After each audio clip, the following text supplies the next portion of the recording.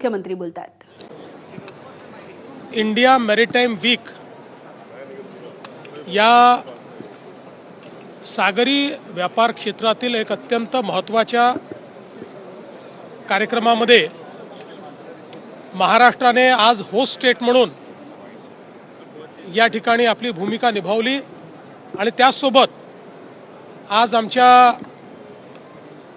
Ports विभागाने या ठिकाणी जवळपास 15 MOU या सागरी व्यापाराच्या क्षेत्रामध्ये मॅरीटाईमच्या क्षेत्रामध्ये केलेले आहेत।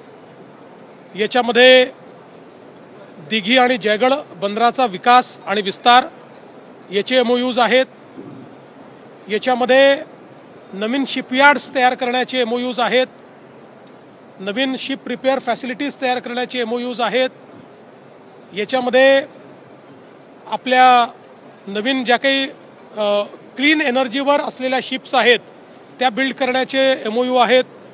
याच्यामध्ये आपल्याकडे वॉटर ट्रान्सपोर्ट सुरू करण्याच्या संदर्भातले MOUs आहेत आणि त्यासोबत काही स्ट्रॅटेजिक MOUs देखील आम्ही केले आहेत IIT सोबत आणि काही आंतरराष्ट्रीय संस्थांसोबत की ज्यातनं ही जी सगळी मॅरीटाईम इकोसिस्टीम आहे त्याचं डिजिटायझेशन असेल, डिजिटलायझेशन असेल, त्याच्यामध्ये नवीन ह्युमन रिसोर्स तयार करायचा असेल, सेंटर ऑफ एक्सलन्स तयार करायचं असेल, एकूणच आपल्या या सगळ्या मॅरीटाईम क्षेत्रामध्ये महाराष्ट्राने एक नवीन मोठं पाऊल आज या MOUs मध्ये टाकलेलं आहे।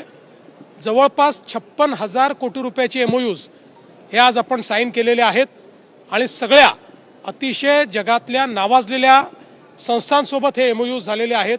त्यामुळे मला विश्वास आहे की निश्चितपणे हे MOUs जे आहेत हे त्या ठिकाणी चांगल्या प्रकारे आपण कार्यान्वित करू शकू।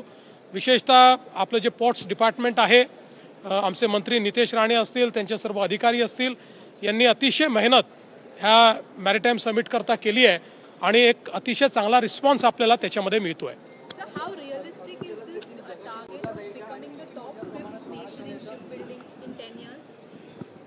मला असं वाटतं की हे 100% शक्य आहे। इंग्लिश येतो कोणाला बाबा? ओके, अच्छा मराठी उद्या मग तुमच्या याच्यावर येतो। चला, काही आहे तुमचं अजून?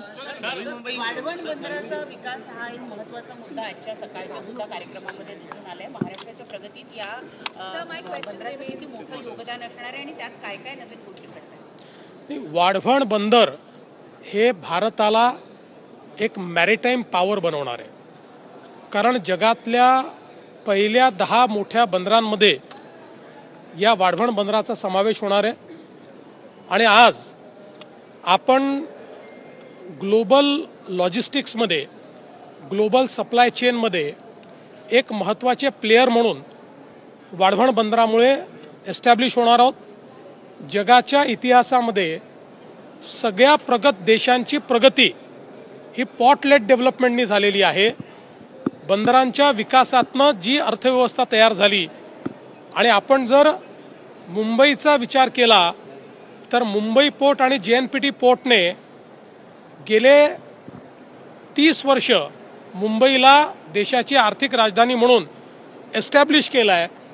आता याच्यापेक्षाही 3 पट मोठा हे वाढवण बंदर झाल्यानंतर त्या ठिकाणी जो इंडस्ट्रियल एरिया तयार होणार आहे, न्यू एज इंडस्ट्री येणार आहे, ज्या टेक्नॉलॉजीज येणार आहेत आणि जी आपली कार्गो हँडलिंगची क्षमता आहे त्याच्यामुळे एक मोठं परिवर्तन होईल।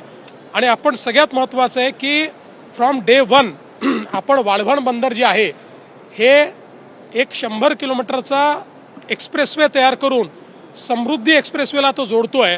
त्यामुळे हे पोर्टलेट डेव्हलपमेंट वाढवणचं हे संपूर्ण महाराष्ट्राला त्या ठिकाणी त्याचा फायदा होणार आहे आणि म्हणून मला असं वाटतं की पुढच्या काळामध्ये पुढचे 50 वर्ष महाराष्ट्राचा विकास आणि पुढचे 50 वर्ष देशाचा मॅरीटाईम विकास हा या वाढवण बंदराने होणार आहे। भाजप पुढे घेऊन चालत नाही तर स्वतःच्या पायात चालतो असं अमित शहाने मोठं भाष्य केलं।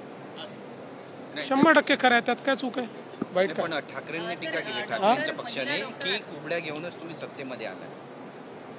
त्यांना कुबड्यांचा अर्थ कळत नाही। त्यांना जर अर्थ कळला असता तर त्यांची अशी अवस्था झाली नसती. सर संजय सेठ मित्र म्हणजे कुबड्या नसतात. सर संजय सेठ एक मिनट रुक जाओ. डेप्यूटी महिला सीएम डॉक्टर बनने के आत्महत्या पहले भी अपने प्रकरणामध्ये हाँ? वार्ड के लिए काफी हेल्प करा है. तो डिप्यूटी सीएम रहने के पहले भी उस फेज में जब आप मिनिस्टेरियल पोस्ट पे नहीं थे उस वक्त आप कैसे हेल्प कर रहे थे वार्ड में? नहीं, ऐसा नहीं है.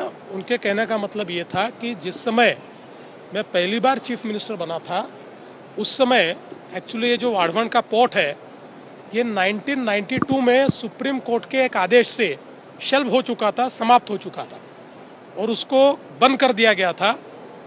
जब मैं चीफ मिनिस्टर बना 2014 में तब उसका मैंने अध्ययन किया और मेरे ध्यान में आया कि इसका जो राइट ऑफ वे है ये डहाणू नेचुरल एरिया से जाता है, इसलिए इसको एनवायरमेंटली कभी परमिशन नहीं मिल सकती. तो मैंने एक टीम तैयार की और हमने एक नया राइट ऑफ वे उसके लिए ढूंढा. उस राइट ऑफ वे को लेकर हम लोगों ने पहले उसकी मंजूरी ली. उसके बाद हमने भारत सरकार के साथ समझौता करके एक जॉइंट वेंचर कंपनी भारत सरकार के साथ तैयार की. उस कंपनी के माध्यम से सुप्रीम कोर्ट तक हम गए. सुप्रीम कोर्ट ने कमेटी अपॉइंट की जिस कमेटी ने उसको एनवायरमेंटली सस्टेनेबल करके मान्यता दी और अब वाढ़वण पोर्ट का काम शुरू हुआ है.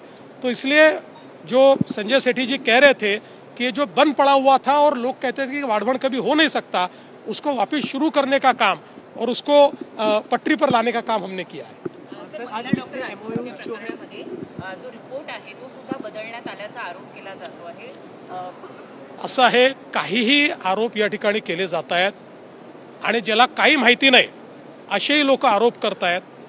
मला असं वाटतं की अशा संवेदनशील विषयाचं राजकारण करणारे हे दुर्दैवी लोक आहेत. कारण त्यांना मला असं वाटतं की लाईमलाईटमध्ये राहायचं आहे, पण लाईमलाईटमध्ये राहण्याकरता एका गरीब बिचाऱ्या आमच्या डॉक्टर भगिनीच्या मृत्यूचं भांडवल काय करता. मी तुम्हाला सांगतो त्याच्यामध्ये कोणालाही सोडलं जाणार नाही. कडक कारवाई होणार.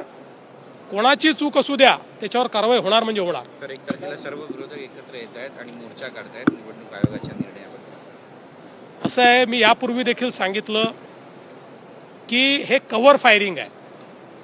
त्यांना हे माहिती आहे की या निवडणुकांमध्ये त्यांचा पराभव होणार आहे आणि म्हणून कव्हर फायरिंग म्हणून आधीच अशा प्रकारचं वातावरण ते तयार करतायत की बाबा बघा आम्ही हारलो, याचं कारण हे आहे, आम्ही तर तेव्हाच म्हणालो होतो.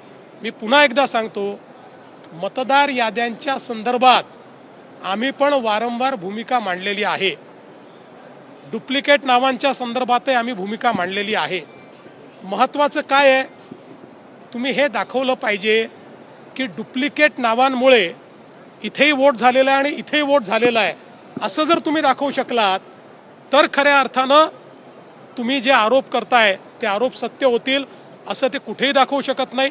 दुसरं सगळ्यात महत्त्वाचं काय आहे तर तुम्हाला ज्या ज्या वेळी संधी मिळते मतदार यादीवर आक्षेप घेण्याची तिथे कुठेही आक्षेप तुम्ही घेत नाही. ते आक्षेप घेतल्याशिवाय मतदार यादीतली नावं कमी अधिक होऊ शकत नाही. तिथे आक्षेप घ्यायचे नाही, फक्त मीडिया समोर येऊन बोलायचं.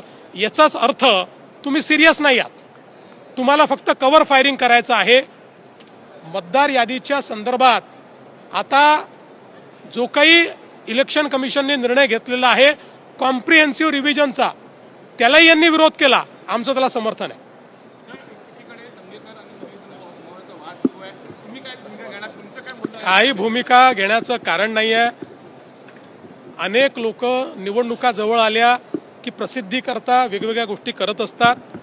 हा मुद्दा अतिशय स्पष्ट एका बिल्डरमध्ये आणि आमच्या जैन समाजामधला आहे. त्यात जी भूमिका घ्यायची ती आम्ही घेतली आहे. जैन समाजाच्या भावना समजून त्याच्यामध्ये जैन समाजाच्या मनाप्रमाणेच होईल अशा प्रकारे आम्ही त्या ठिकाणी प्रयत्न करतो आहोत. विनाकारण मुरलीधर मोहोळांचं नाव त्याच्यामध्ये ओढून या ठिकाणी जे काही करण्याचा प्रयत्न चाललेला आहे, पुण्याची जनता सुज्ञ आहे, त्यामुळे त्यांना ते सगळं समजतं. No, I think it is absolutely possible because all of us know that the way this entire maritime business has expanded in our country after our Honorable Prime Minister Shri Narendra Modi ji has taken over and his Maritime Vision 2030 and Amrutkal Maritime Vision envisages huge investments and strides in the space of maritime business. So I am very hopeful that it is possible. And from Maharashtra's standpoint, I would say that we want to make Maharashtra a destination for shipbuilding. We will be the first to accomplish the dream of our Honorable Prime Minister.